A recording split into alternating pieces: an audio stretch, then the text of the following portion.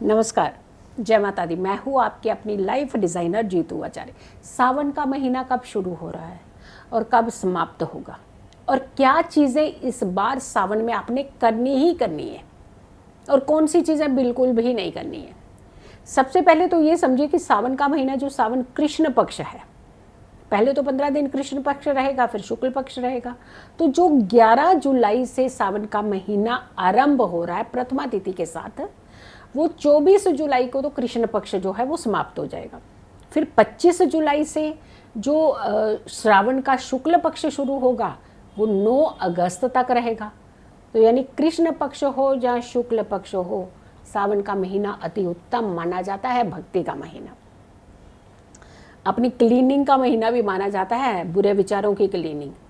और ये बहुत उत्तम महीना इसलिए माना जाता है कि ये एक महीना ऐसा होता है जब मॉनसून भी चल रहे होते हैं और वहीं कितने सारे कीटाणु जो भी आप देखते हैं ना, उसका प्रभाव हमारे ऊपर, हमारे जीवन के ऊपर, स्वास्थ्य के ऊपर नकारात्मक पड़ता है। और कहते हैं कि इस भक्ति के अंदर इतनी शक्ति होती है कि आपकी क्लीनिंग भी साथ ही के साथ हो जाती है।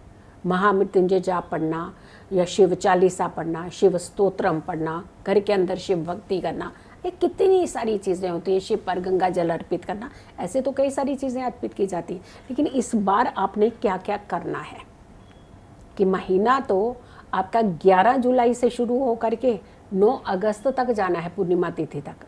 लेकिन इस बीच, इस महीने में क्या चीज़ें आपने करनी है। जितने तो हर पर्व आते हैं वो तो आप मनाइएगा, लेकिन जैसे खाने की एक चीज़ छोड़ दीजिए, लिस्ट पहले तैयार करिएगा। अब क्या क्या करना नहीं करना है, इसलिए हम अभी पहले वीडियो बता रहे हैं आपको कि इस बार अगर वाकई ही आप अपने जीवन के अंदर कुछ पाना चाहते हैं ना, आपके जीवन के कुछ मिशन हैं जो अभी तक पूरे नहीं हुए हैं, इस बार आप इन चीज़ों को आप अपना करके देखिएगा। आपकी ज़िंदगी की हर वो चीज़ आपको मिलेगी जिसकी कामना तो आप कई वर्षों से करते आ रहे हैं, लेकिन आप उसे पूर्ण नहीं कर पाए। सबसे पहला तो एक खाने की ऐसी चीज़ है, बहुत प्रिय है, आपको छोड़ नहीं पाता है। प्रिय चीज़ को कहाँ छोड़ सकता है इंसान, और वो भी खाने की।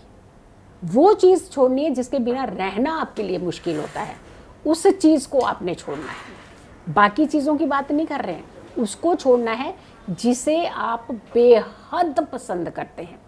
दूसरा, एक ऐसी आदत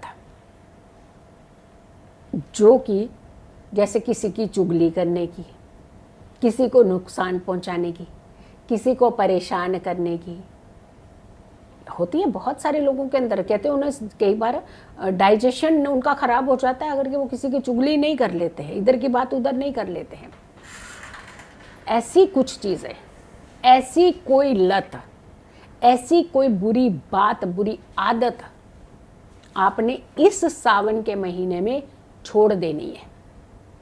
और फिर उसे दोबारा नहीं अपना लेना है कि सावन का महीना खत्म हुआ, हमने ये आदत छोड़ी, चलिए जे हमारा प्रण खत्म, अब हमने आगे से फिर वही हरकतें करना शुरू कर दिया। छोड़ना मीन्स छोड़ना। खाने की चीज़ें तो आप दोबारा से कर सकते हैं, लेकिन ये चीज़ें जो है ये आपको छोड़नी है।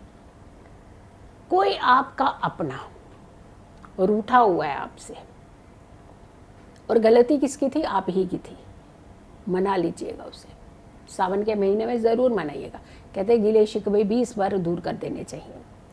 प्रण लेने हैं अपने जीवन के, कुछ प्रण जो आप, जैसे मान लीजिए कि हर व्यक्ति कहता है मैं मेहनत करूंगा, हर बार कहता है।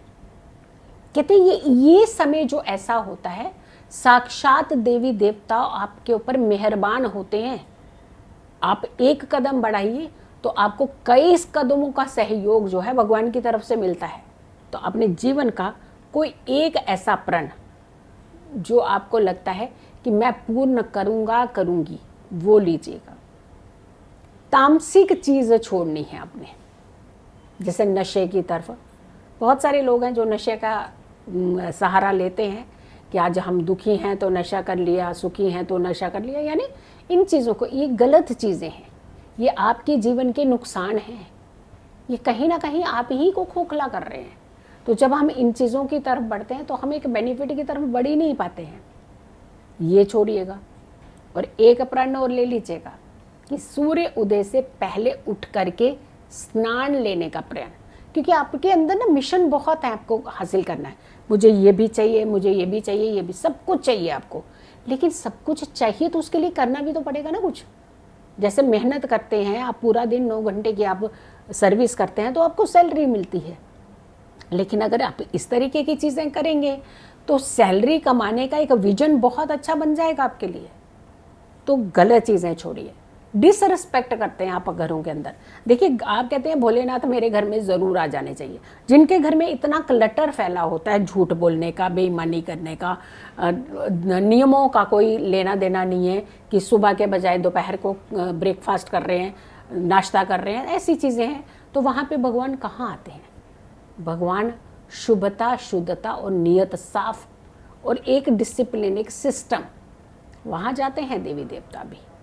तो ऐसी चीज़ें कि देवी देवता तो आपका दरवाज़ा खटखटा रहे थे, लेकिन आप तो उठ के चल दिए, आप सोए पड़े रह गए, तो कहाँ से होगा? तो यहाँ पर हम अपनी एनर्जीज़ के साथ साथ जब चीज़ें अच्छी करनी होती हैं तो हमें इन चीज़ों का भी ध्यान रखना पड़ता है छोटी छोटी चीज़ें। बाकी आप पूरी पूजा भक्ति करिए, घर का सात्विक माहौल रखिए, घर के अंदर से प्याज लहसुन जो है कोशिश करनी चाहिए, नहीं खाना चाहिए।